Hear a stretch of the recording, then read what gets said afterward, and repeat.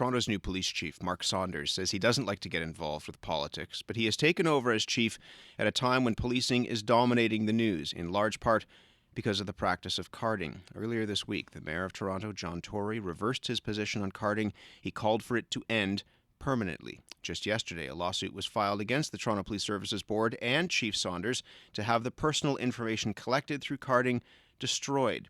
It's a lot of change, but then Chief Saunders was hired to, in the words of the Police Services Board, provide the leadership that will make Toronto a model for the future of urban policing. We're delighted to have the Chief of Police, Mark Saunders, with me in studio. Good morning. Morning, Matt.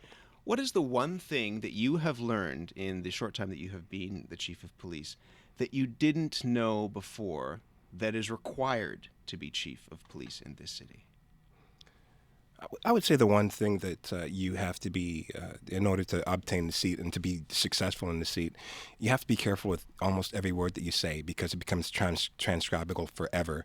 And I'm starting to see that. So I'm a little more cautious with some of the points that I get across. And unfortunately, there are opportunities when I do say certain things, but they don't get put out there, even though I have put it out there.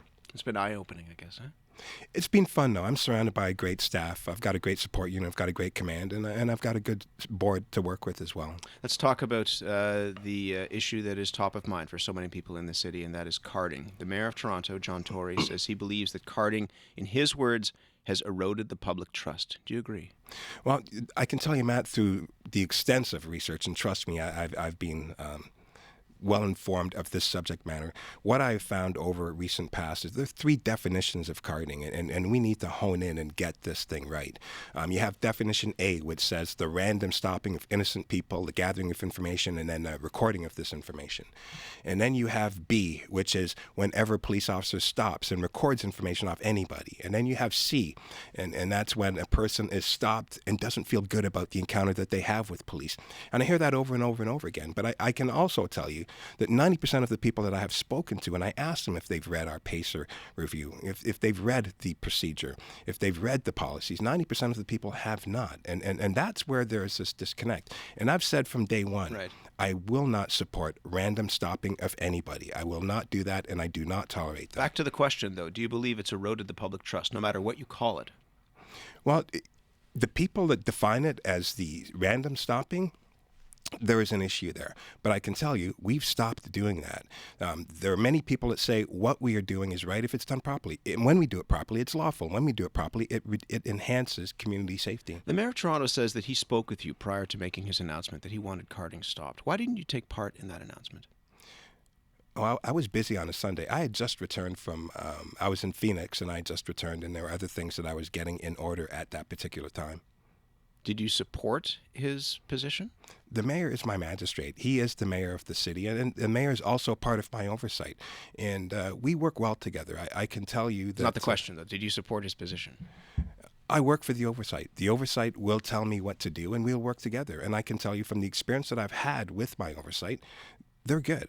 We will fix whatever problems that are out there, and they're responsible for making sure that the public is kept safe, and also that we are doing what we're supposed to be doing in a lawful way. But again, I don't mean to keep pressing on this, but I'm not sure that answers what is a very clear question. He was here in the program the other day saying that carding has to stop. He was very, very straightforward in his news conference on Sunday that carding has to stop. And then I've gone back to my first point, which is I said there are three definitions that are out there, so you need to pick a definition for me to work with.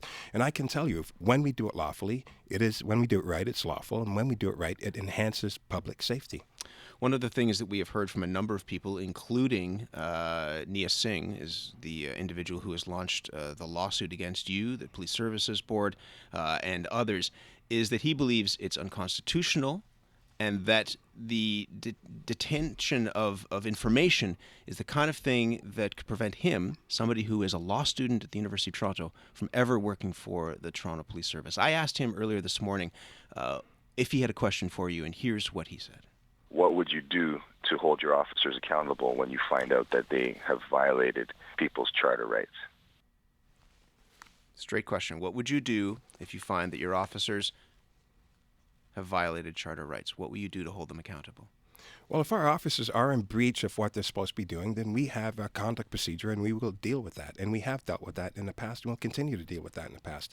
And Mr. Singh's version, he has every right to take the issue before court. That's what makes Canada a democracy that it is. I am here, and I'm making it very, very clear, and when it's done right, it is lawful. I'm talking about the lawful practice of what we do. There are three things it seems like those who, along with Mr. Singh, are concerned about, those who are upset about carding. They are looking for stops with probable cause, they're looking for oversight, and they're looking for reporting of those stops. What's wrong with those demands? I've already said, when we do it properly, it is lawful. And so when it's intelligence-led, which is the direction that I'm moving in, our officers will know why they're stopping people. It takes random out of the equation. I've always said that random is not how we're going to be doing business. Can people be given receipts when they're stopped? Yes. So they should be given receipts. We're working with PAC, which is a PACER Advisory Committee, and within that, we are looking at the proper procedure for community engagement. And within that, the discussion is, it says right now business card, but we are also looking at a receipt. They weren't happy with just a business card, and we're working with them to get the proper piece of paper that should be given after a community engagement. There have been numerous calls for police to provide evidence to show that carding actually helps solve crimes. Why hasn't that evidence been released? We have released evidence over and over again that carding enhances community safety when it's done properly. What is that evidence? I think people want to see proof that what's gone on for many, many years actually is doing something. Well, when we talk about how we do business, when it is intelligence-led, it does enhance community safety. Case in point, if we have a situation where there's an address where people are in stairwells at particular times and the community calls us and says, we've got a problem with this, between 1 and 3 in the morning, people are in the area doing certain things. Our officers are advised of that information. They utilize that intelligence. They go to those areas, and if the people are there at those particular times, they conduct those investigations. But that's not what people are looking for. They're looking for evidence that people being stopped randomly on the street, the information that's been collected on them and then stored in a database, that is actually helping to solve crimes. What is the evidence that is actually doing something? But that's when you're going back to definition number 1, Matt, and I've said from day one that we do not do that. I do not support that. And so to put the words in my mouth that says that I support random stopping, that's not a dialogue. I do not endorse that. I do not support that. I have said from day one, it's intelligence-led, it is surgical, and we are going to be investigating the criminal element within the communities. Can you have this practice, whatever you want to call it, without an element of random stops? Because people have said that whatever you want to call the practice, it can't exist unless you're stopping people randomly on the streets. No, that's incorrect. That is incorrect. And I've made it very clear, and I will not change my stance. I do not want random stopping of people. You were the author of a report that was done on carding, and it found no evidence of racially biased policing. Do you believe that racial profiling exists in the Toronto Police Service? Racial profiling is something that we do not tolerate, and we've made that very clear from day one. And I can tell you when Chief Blair came in, he identified that it does exist, and we look for it, and we are training people so that they do not do it. Everyone has bias, and we are training our officers to make sure that we can reduce that so officers have a more objective approach when they're dealing with the community. So there's no tolerance, but does it exist in the force? When we find it, we deal with it, and we will deal with it appropriately because that's the only way that we can ensure that we have public trust. 416-205-5800 is our number. Our lines are open now if you have calls for the Chief of Police, Mark Saunders. He's with us in studio for the next several minutes, and we're taking your calls. Lots to talk about. The issue of carding obviously is one of them, but there are other issues that he's going to be facing in his time as chief, issues around the budget, the future of policing, concerns around how the police deal with the mentally ill. We'd love to hear from you. Again, 416-205-5800. We'll get back to the Chief coming up in just a moment. First, 21 minutes after 7. Here's Lori. Well, we've got a busy morning right now. New problems on the eastbound 401 east of Highway 6 South. The 2 left lanes blocked with a collision. Emergency help is on scene. Watch out for some debris scattered across the roadway as well.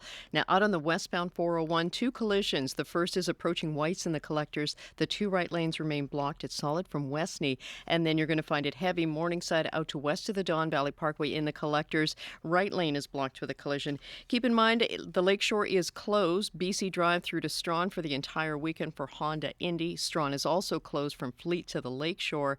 In town, Finch Avenue still shut down east of Jane. Sentinel over to Topcliffe. This is for an ongoing collision investigation. The 36 Finch West bus is on diversion both ways around the area. Getting on GO Transit this morning, so far so good. There are no delays just yet with the trains or buses. Jill? Sunny and a high of 25 degrees with a very high UV index. Increasing cloudiness after midnight with a 60% chance of showers and the risk of a thunderstorm with a low of 15. Friday showers, risk of a thunderstorm, and a high of 22. Beautiful morning, 15 degrees right now. We're lucky to have the Chief of Police with us in studio. Mark Saunders is here. He's taking your questions. The number to call is 416-205-5800. Dunston's on the line now. Dunston, good morning. Good morning. What's your question for the Chief of Police? My question is, I don't understand how carding can be defended or even exist if we assume that everyone exercises their legal right not to speak to police. In other words, it seems to me that carding involves some form of intimidation of the public. Chief Saunders, how do you square that, the right of people to walk away with the power that police have? Well, I've made it very clear that if it's intelligence-led and if we're going to be investigating the criminal element within the communities and we're going to be asking questions, it does enhance community safety and it does justify our actions. And the community's asking for that. Will you tell your officers they need to be explicit when they're stopping with people, saying, you don't need to talk to me, you can walk away, you're not under any obligation to speak with me? Well, Matt, you're oversimplifying it, because if we're conducting an investigation, then we have within the criminal code the right to ask those questions.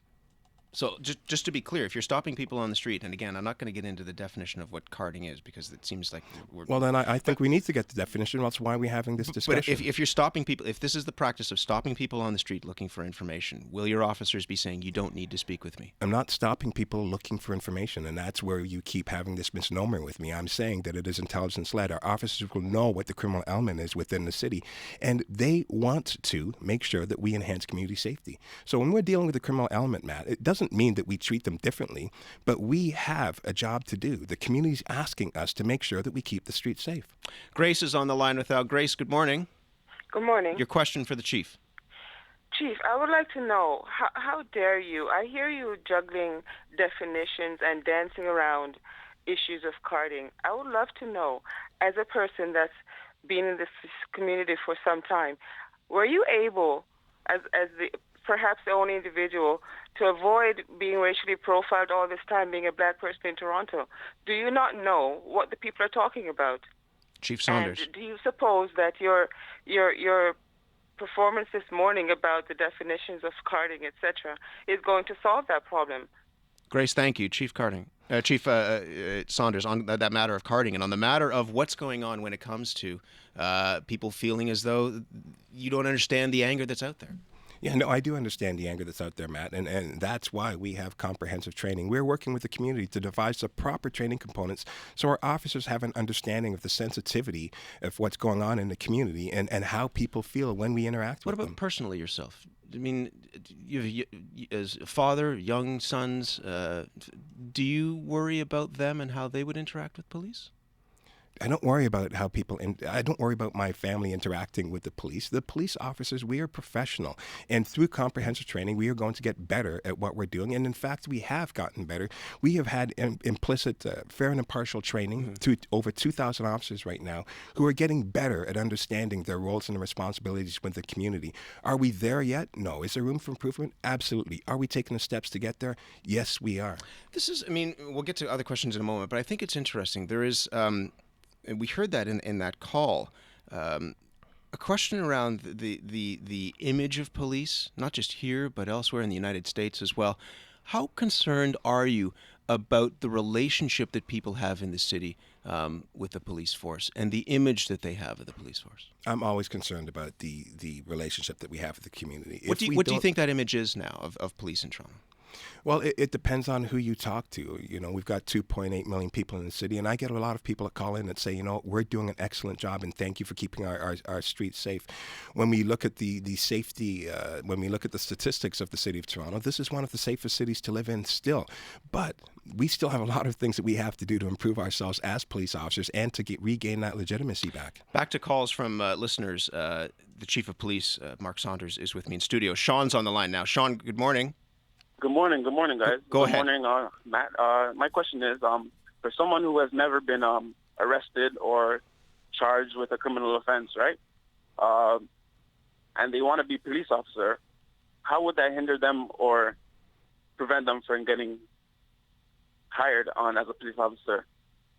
If they've if they don't have a record, but they have had some sort of interaction? Exactly. Okay. Go ahead.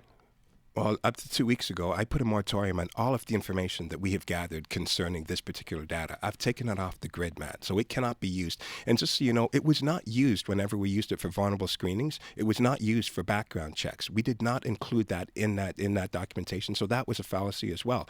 But just on erring on the side of caution. So just to be clear, it was never used in background checks? No. Okay. No, it was not. And so just to err on the side of caution, we've taken it off the grid. We understand the social cost that it has. Will it be destroyed, that information? By law, we can't destroy it. We can't destroy it. It has to be there because if there are any type of court cases in the future, and if these become an element, but what we are going to do is we're going to make sure that it is taken off the grid, not used by anybody, unless there is a special request, and it has to be a detailed request that has to specify why it has to be needed. I can give an example of that if you're interested. Please. For example, if we arrest somebody tomorrow for some particular offense and they say, you know what, 3 years ago something happened that was of a criminal nature, and prior to that we got stopped by the police and we were recorded, then we have an opportunity to utilize that and use that information specifically to go back for that. The other part of it, though, is that we know that people feel as though they are known to police, that they're stigmatized because of what it has been collected by police. That, I mean, even Nia Singh, who was on a program, he's a law student, said that he would not get a job with Toronto Police because he's been carded 10 times. Is that not justification enough to destroy that information? Nia Singh says what Nia Singh says. He's got a day in court, and I'm fine with that, and he'll be able to articulate that in the courtroom, so I'm not going to comment on that. But the concern around people's information being held is one that extends beyond that one individual. People worry about what the police have and how that could be used against them in future. And I'm eliminating that by taking it off the grid. But not destroying the information. By law, I can't destroy it because of the liabilities that may be there. If I could, I would. How do you think this issue is going to be resolved? There is a groundswell, just finally and briefly, a groundswell of attention being paid to this, not just by the mayor, but by so-called prominent Torontonians, people speaking out across the city. How do you think this is going to be resolved? Through time and legitimacy. It is going to be intelligence-led. We understand that in the past, we needed to do it better. We've taken steps to improve it through comprehensive training, through not having a quota system, through having supervision with our actions, more so than ever before. When you add all of those factors together and we are looking at the community safety piece, through time, we will get that legitimacy back. It's great to have you here, and you're welcome back anytime. Thank you, Matt. Mark Saunders is the Chief of Police for the City of Toronto. Thanks for all your calls as well.